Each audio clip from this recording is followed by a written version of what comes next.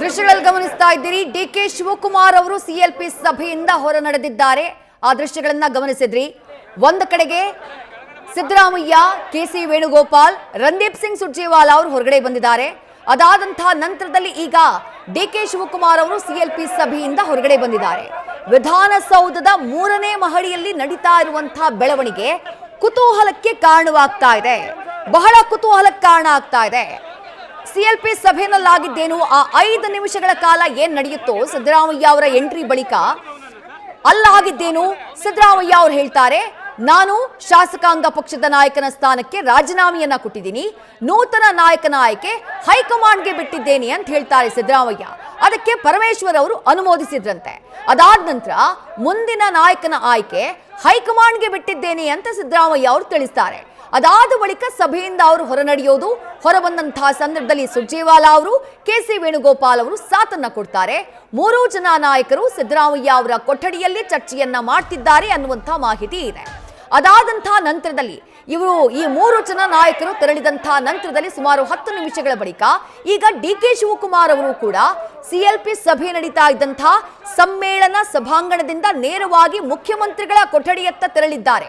ಅಂದ್ರೆ ಸಿದ್ದರಾಮಯ್ಯ ಅವರ ಕೊಠಡಿ ಇದೆಯಲ್ಲ, ಅಲ್ಲಿಗೆ ತೆರಳಿದ್ದಾರೆ ಡಿಕೆ ಶಿವಕುಮಾರ್ ಅವರು. ಈ 3 ಜನ ನಾಯಕರು ಸಭೆಯನ್ನ ಮಾಡ್ತಾ ಇದ್ರು. ಆ ಸಭೆಗೆ ಈಗ ಡಿಕೆ ಶಿವಕುಮಾರ್ ಅವರು ಕೂಡ ತೆರಳಿದ್ದಾರೆ ಅನ್ನುವಂತ ಅಪ್ಡೇಟ್ ಲಭ್ಯವಾಗ್ತಾ ಇದೆ.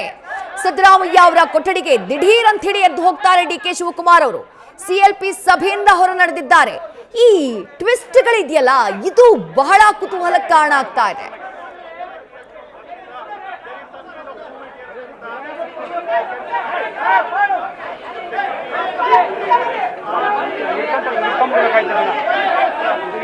ರೈಟ್, ದೃಶ್ಯಗಳಲ್ಲಿ ಗಮನಿಸ್ತಾ ಇದ್ದೀರಿ. ಕೆಸಿ ವೇಣುಗೋಪಾಲ್ ಅವರು, ಸಿದ್ದರಾಮಯ್ಯ ಅವರು, ಸುರ್ಜೇವಾಲಾ ಅವರು, ಡಿಕೆ ಶಿವಕುಮಾರ್ ಅವರು ಎಲ್ಲರೂ ಕೂಡ ಮತ್ತೆ ಸಿಎಲ್ಪಿ ಸಭೆ ನಡೀತಾ ಇರುವಂತಹ ಸಮ್ಮೇಳನ ಸಭಾಂಗಣಕ್ಕೆ ವಾಪಸ್ಸಾಗಿದ್ದಾರೆ. ಈ 5-10 ನಿಮಿಷಗಳ ಈ ಗೊಂದಲ, ಈ ಟ್ವಿಸ್ಟ್ ಇದೆಯಲ್ಲ, ಒಂದಿಷ್ಟು ಕನ್ಫ್ಯೂಷನ್ ನ ಮೂಡಿಸಿದ್ದಂತೂ ನಿಜ. ಡಿಕೆ ಶಿವಕುಮಾರ್ ಅವರು ಹಂಗ ಹೋಗಿ ಕರ್ಕೊಂಡು ಬರ್ತೀನಿ ಅಂತ ಹೊರಟರು ಸಿದ್ದರಾಮಯ್ಯ ಅವರನ್ನ, ಅಷ್ಟರಲ್ಲಿ ಅವರೇ ವಾಪಸ್ ಬಂದಿದ್ದಾರೆ. ಹಾಗಾಗಿ ಎಲ್ಲರೂ ಮತ್ತೆ ವಿಧಾನಸೌಧದ ಸಮ್ಮೇಳನ ಸಭಾಂಗಣಕ್ಕೆ ವಾಪಸ್ಸಾಗಿದ್ದಾರೆ. ಈ 5-10 ನಿಮಿಷಗಳ ಕಾಲದಲ್ಲಿ ಏನಾಯ್ತು ಅನ್ನುವಂತ ಪ್ರಶ್ನೆಗೆ ಆಕ್ಚುಲಿ ಉತ್ತರ ಸಿಗಬೇಕು. ಯಾಕಂದ್ರೆ ಟೀ ಕುಡಿಯೋಕ್ ಬ್ರೇಕ್ ತಗೊಂಡ್ರು ಅಂತಂದ್ರೆ ಸಿಎಲ್ಪಿ ಸಭೆ ಆದಂತಹ 5 ನಿಮಿಷಗಳಲ್ಲಿ ಯಾಕೆ ಬ್ರೇಕ್ ತಗೊಂಡ್ರು?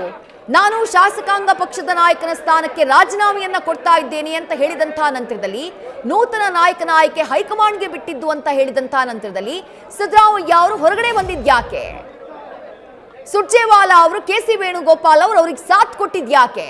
10 ನಿಮಿಷಗಳ ಕಾಲ 3ನೇ ಮಹಡಿಯಲ್ಲಿರುವಂತಹ ಸಿದ್ದರಾಮಯ್ಯ ಅವರ ಕೊಠಡಿನಲ್ಲಿ ಸಿದ್ದರಾಮಯ್ಯ, ಕೆಸಿ ವೇಣುಗೋಪಾಲ್, ರಣದೀಪ್ ಸಿಂಗ್ ಸುರ್ಜೇವಾಲಾ ಅವರು ಚರ್ಚೆ ಮಾಡಿದ್ದೇನು?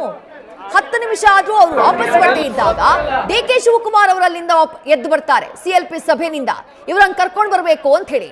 ಹಂಗ ಹೋದವರು ಬಹುಶಃ ದಾರಿನಲ್ಲೇ ಸಿಕ್ಕಿದ್ರೋ ಏನೋ ಸಿದ್ದರಾಮಯ್ಯ, ಕೆಸಿ ವೇಣುಗೋಪಾಲ್ ಹಾಗೆ ಸುರ್ಜೇವಾಲಾ.